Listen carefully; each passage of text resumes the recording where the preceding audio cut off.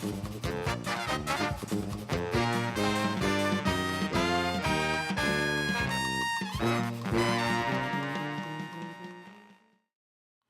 afternoon, Max Brantley with the Arkansas Times on Wednesday, September the 19th. Well, the great national story, the Brett Kavanaugh confirmation hearings to the U.S. Supreme Court continue to be in somewhat of an uproar. The Republicans in the Senate seem bound and determined to go ahead with a hearing Monday, whether Christine Blasey Ford testifies or not. She said she wants an independent investigation first of her allegation that Kavanaugh sexually assaulted her in high school. The Republicans don't want to do this. The FBI can't investigate unless the president asks him to. He doesn't seem to want to do it. He says he believes Brett Kavanaugh. Well, that's yet to be developed. Interesting development today was one thing, that a woman who went to the high school with the Christine Ford at the time says she heard about that story in high school, doesn't have direct knowledge of it, but this is a contemporaneous corroborating witness. Potentially, she hasn't been checked out yet, but she has emerged to further complicate the issue. And I said yesterday, Arkansans had been quiet on this issue. Tom Cotton went on a conservative radio show yesterday and said, of course, as you might expect, he believes Brett Kavanaugh.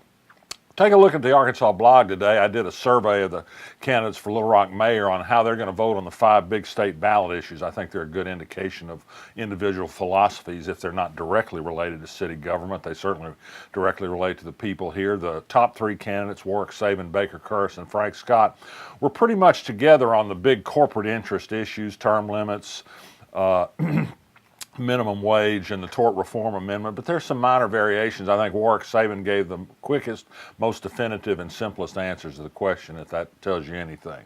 Cody Wilson heard his name, the Little Rock native who's risen to national notoriety because he's been publishing instructions on how to print a plastic gun using a 3D printer, has been arrested in Austin, Texas for sexual assault.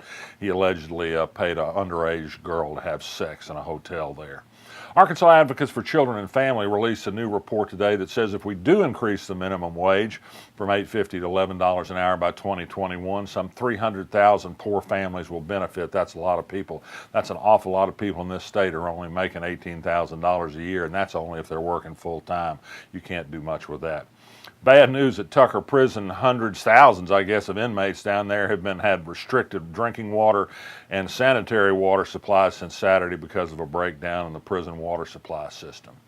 Governor Asa Hutchinson today said that he would appoint Hugh Finkelstein, who's a district judge in Little Rock, to replace Dan Kemp on the 2 lawsuits that are trying to get the casino amendment removed from the ballot. Dan Kemp disqualified.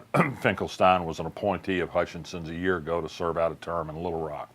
There could be potentially big news in the midterm elections in Arkansas and everywhere from a Supreme Court decision yesterday that said 501c4 organizations, nominally social interest organizations that have become channels for funneling dark money into political races, have to disclose where their money comes from. This would be big news. Doesn't mean they can't spend the money on hard-hitting election advertising, but they got to say who the sources are. The defendant in this case was Crossroads GPS. This is a Republican group that spent a huge sum of money to elect Tom Cotton in 2014. And that money was expected to turn up in several races in Arkansas this year, ranging from attorney general to races for the Supreme Court. At least some transparency about where the money's coming from would be a good thing. And speaking of resistance, a favorite topic of mine, I saw Hillary Clinton at the Clinton Library Sunday night, and she told me she intended to keep raising hell about Donald Trump because what else is somebody to do? A good point. And boy, has she done it. She's written a tough afterword to her book about her election loss to Donald Trump, about how things have turned out far worse than she ever imagined, and said it's time for people to mobilize and get busy, and most of all, vote in the midterms. Couldn't agree with her more. I'm Max Brantley. I'll be back tomorrow. Listen to our music, you will feel it. You feel it in here.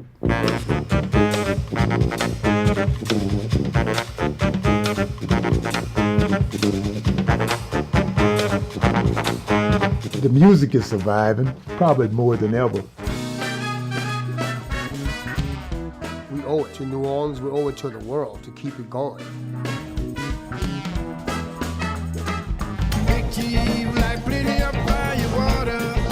It's a feeling that you have that was deep in you, powerful.